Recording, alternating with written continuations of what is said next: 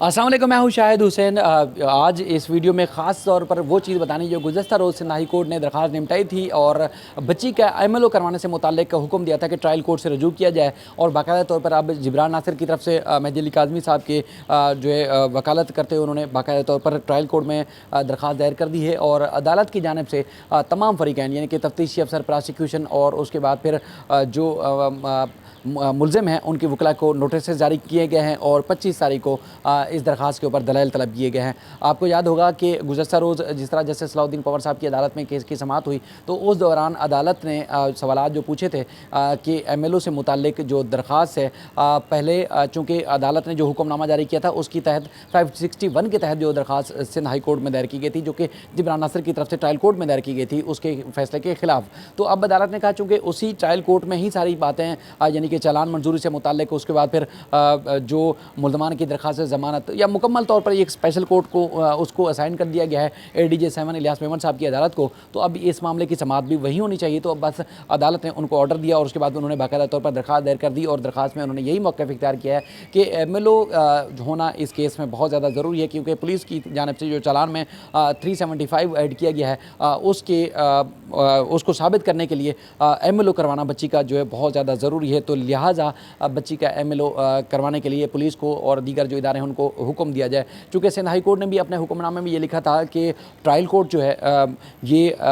दरख्वास्त जब दोबारा नई दरख्वास्त दायर की जाएगी तो उसके बाद फिर तमाम फ़रीक़ैन यानी कि मुद्दई की दरख्वास्त के ऊपर मुलज़िम, प्रासिक्यूशन और तफ्तीशी अफसर का मौक़िफ़ सुनने के बाद फिर फ़ैसला जारी करें। तो अदालत ने इसलिए उनको नोटिस जारी किए हैं और 25 अगस्त को यानी कि 2 रोज़ बाद जो है कल बल्कि इस पर अदालत ने ख़ास तौर पर नोटिस जारी किए और दलाइल तलब किया। अब देखिए कराची में बरसात और उसके बाद फिर ये मामला दीगर भी हैं जिसमें 2 रोज़ के लिए स्कूल और दीगर जो इदारे हैं उनको बंद रखा गया है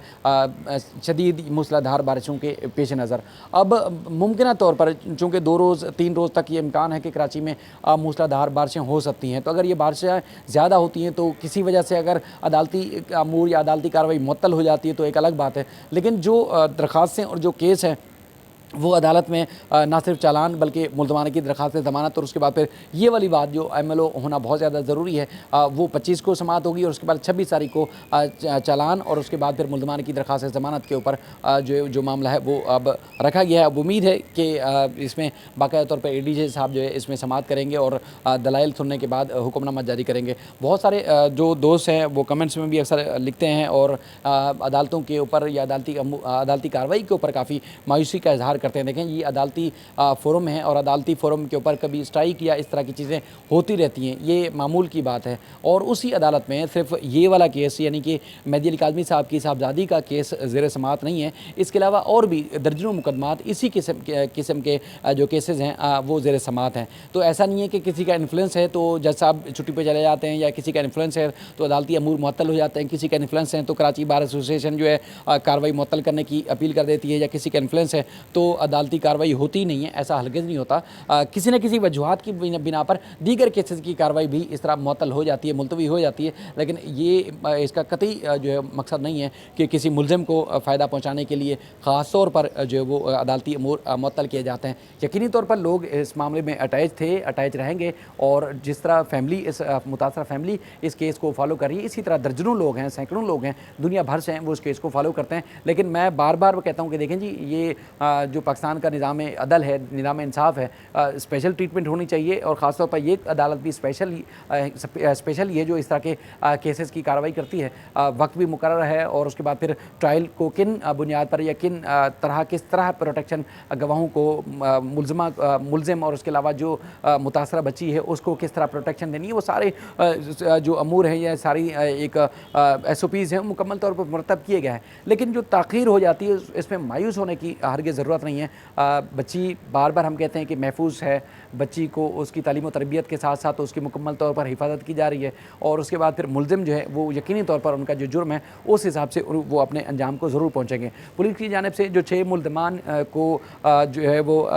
512 की दफ़ात के तहत उनको अदम गिरफ़्तार ज़ाहिर किया गया है। तो कुछ हमारे ज़राए का ये भी कहना है कि जिस तरह चालान मंजूर हो जाएगा तो उसके बाद फिर यकीनी तौर पर अदालत की तरफ से जब वारंट गिरफ़्तारी जारी होंगे तो उसकी तामील के लिए पुलिस फिर जो है वो कार्रवाई करेगी और फिर उन मुल्ज़मान को गिरफ़्तार करने के लिए जो है वो कार्रवाई कर सकती है। यानी कि नूर बीबी की गिरफ्तारी, इसका राय खुरम जो कि एडवोकेट हैं और दीगर जो लोग हैं उनकी गिरफ्तारी के लिए जो है इकदाम किए जाएंगे। लेकिन सबसे पहले जो एमएलओ जो है बहुत ज़्यादा ज़रूरी है और एमएलओ के बगैर जो है वो 375 को साबित करना एक मुश्किल सा काम होगा। तो इसलिए जो कानूनी माहिर हैं वो कहते हैं कि अगर खुदा न खासा अगर अदालत की तरफ से यह हुक्मनामा जो है वो नहीं आता, अदालत की तरफ से अगर एमएलओ की दरख्वास्त जो मंजूर नहीं की जाती, तो फिर अदालत की साख के ऊपर जो लोग यकीनी तौर पर उंगलियां उठाएंगे कि इतना हाई प्रोफाइल और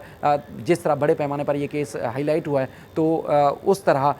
इसको एमएलओ होना जो है बहुत ज़्यादा ज़रूरी है, वरना लोग जो है काफ़ी अदालत की साख के ऊपर उंगलियां उठाएंगे। तो हम कोशिश में हैं, जिस तरह हम बाखबर रख सकते हैं, जिस तरह हम लोगों को अपडेट कर सकते हैं, हम अपडेट जारी रखेंगे। अपना ख्याल रखिएगा। अल्लाह हाफ़िज़।